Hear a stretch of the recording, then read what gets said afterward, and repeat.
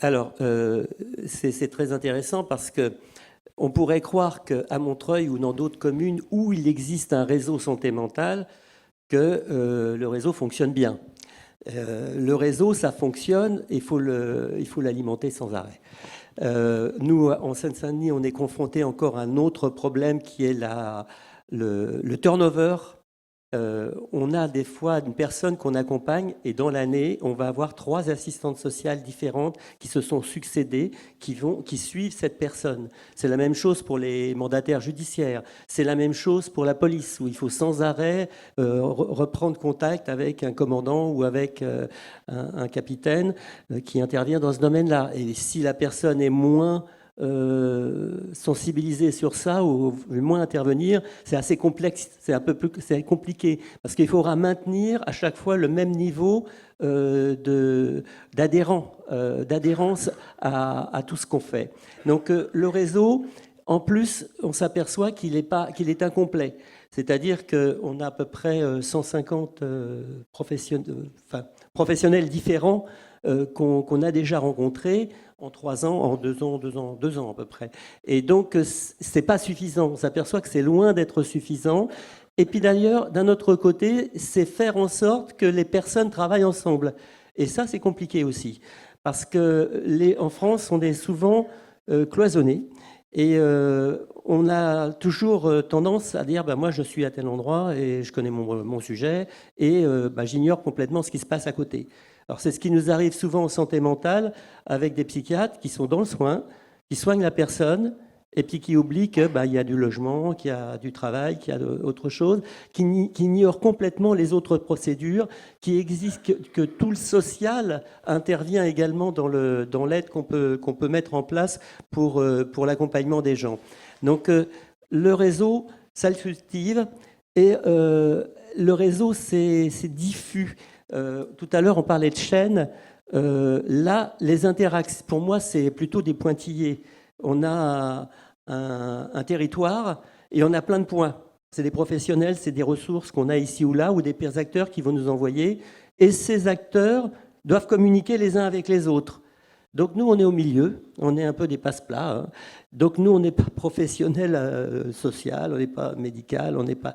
Mais on met en relation les gens et on est dans l'écoute. L'écoute de la personne qu'on reçoit, c'est très important. Tout à l'heure, on en parlait. Déjà, la première chose qui se passe, c'est qu'une assistante sociale, par exemple, quand elle reçoit quelqu'un qui ne va pas, elle a 10 minutes. Et elle a la queue. Hein. Elle n'est pas toute seule. Hein. Et la personne qui va venir la voir, qui est en souffrance, ne va peut-être pas la voir au moment où elle devrait, cette personne. Donc, elle va être complètement déstabilisée.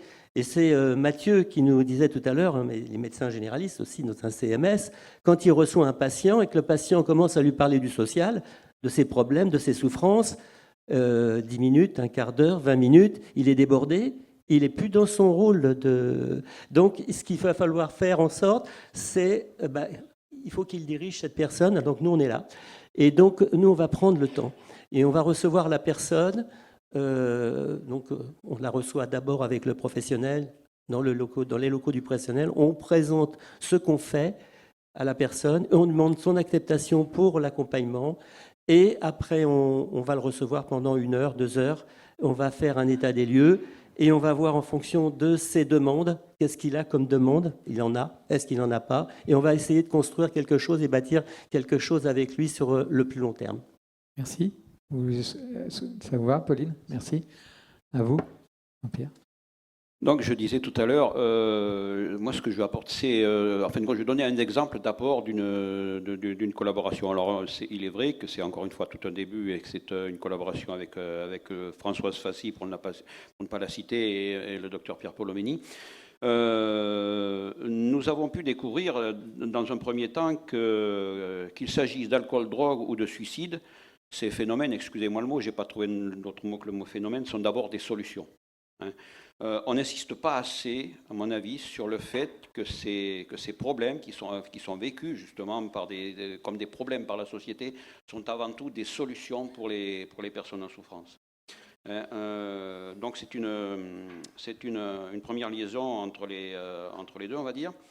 Et nous avons pu également découvrir qu'il existait une autre relation entre addiction alcool ou autres produits psychotropes et suicide. Et cette relation, elle peut se faire de deux façons. Pour une personne en mal-être, la découverte du bénéfice apporté par le psychotrope alcool ou autre peut éventuellement lui faire oublier, entre guillemets, la solution suicide. Assez nombreuses les personnes que nous avons rencontrées au sein de notre association, qui sont venues demander de l'aide, nous ont dit si j'avais pas eu l'alcool à un moment, sûrement ou peut-être que je me serais suicidé. Donc voilà, il y a cette première liaison. Et donc ça va être une solution qui malheureusement, la solution alcool, malheureusement ne sera que pour un temps. Le processus addictif va faire qu'inéluctablement, à terme, non seulement le bénéfice psychotrope ne sera plus là, mais il aura entraîné un nouveau mal-être qui sera alors le mal-être alcool. Et à ce moment-là, il se peut que, à nouveau, la solution alcool réémerge. Voilà, ces premières découvertes. Donc, il va nous falloir continuer à travailler les uns et les autres de manière à plus connaître ce que sont suicide, processus suicidaire et crise suicidaire, et addiction, processus addictif et addiction ou maladie alcoolique. Voilà. Merci. À vous.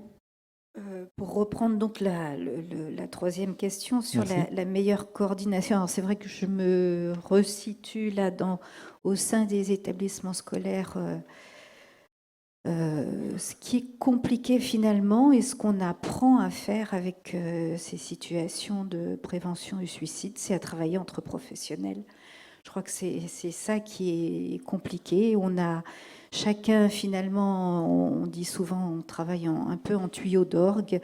On a parlé des choses qu'on se passe d'un service à un autre. Et ce que je vois quand on recueille d'abord les inquiétudes, elles sont réelles, elles sont partagées. Après, la difficulté, c'est mais nous, on n'est pas des experts, mais nous, on n'est pas psy, mais nous, on n'est pas. Ceci dit, c'est peut-être ce travail qu'on a fait aussi avec Entract, c'est se dire justement, mais vous êtes un maillon de la chaîne, et c'est reconstruire quelque chose qui fasse réseau dans un établissement scolaire. Et on sait quand même que les jeunes passent pas mal d'heures, que les enseignants sont en première ligne.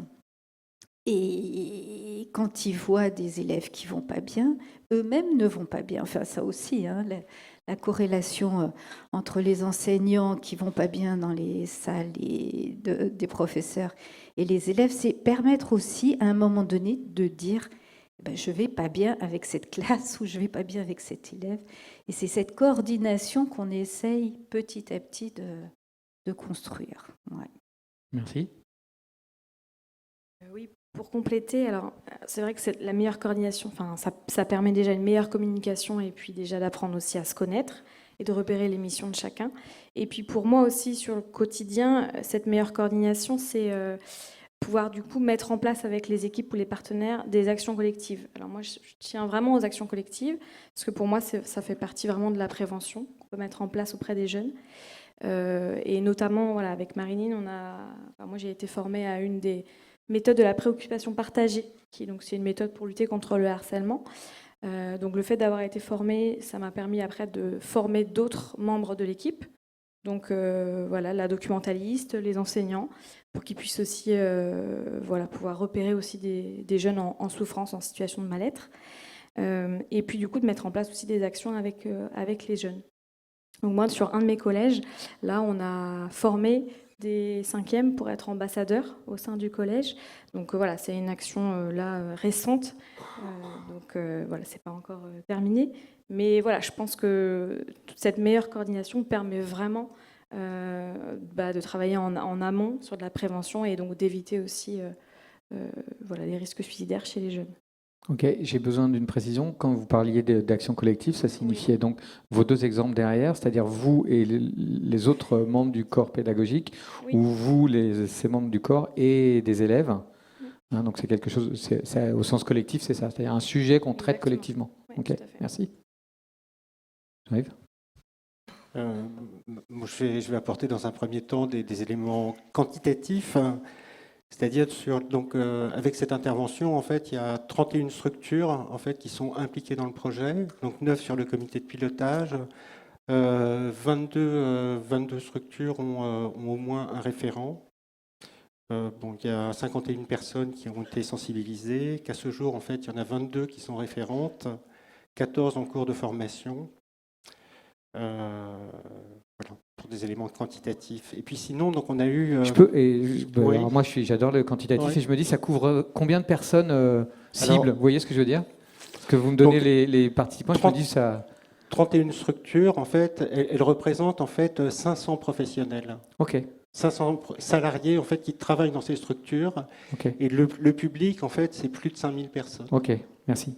Donc, au terme en fait de l'information des référents à leurs collègues, il y aura 500 professionnels qui auront au moins une petite idée, un nom, et qui pourront éventuellement se rapprocher du référent. Merci. Et sinon, donc, on a eu 2 temps de travail vendredi matin et jeudi matin la semaine dernière, donc avec les groupes de suivi, donc avec les référents. Je vais vous dire en vrac ce qu'ils ont dit en fait sur ce que ça apporte en fait. Donc on se sent moins seul, ça casse notre solitude, notre isolement, ça apporte du décloisonnement, une co-responsabilité, donc le partage, la circulation de la parole, l'échange entre pairs, la transversalité. Ce sont des angles différents de lecture et de compréhension. L'apport et l'intérêt, en fait, parce que c'est des groupes en fait, qui sont pluriprofessionnels, et donc l'intérêt de la pluridisciplinarité, une meilleure connaissance sur le sujet et sur les autres acteurs. Ce travail donc, permet de désamorcer en fait, des situations, et je pense qu'effectivement, ça contribue à l'intervention précoce, c'est-à-dire qu'on hésite moins à faire un premier pas vers quelqu'un qui ne va pas bien. La confiance, la bienveillance, et ça a été évoqué ce matin, c'est aussi une certaine légitimité, c'est-à-dire que le fait que les personnes soient référentes, qu'elles se suivent la formation, qu'elles soient prises en fait, dans un réseau, ça leur donne en fait, à l'échelle de leur structure un peu de reconnaissance, un peu de légitimité. Voilà. Et puis, il y a quelqu'un qui a dit, je trouvais que c'était assez intéressant, c'est penser que c'est une problématique qui concerne la vie tout entière. Parce que le fait, en fait, qu'il y ait des professionnels qui interviennent auprès d'enfants ou auprès d'adolescents et auprès d'adultes et auprès de personnes âgées, ça permet de se rendre compte, en fait, que c'est une problématique, en fait, qui est présente tout le temps.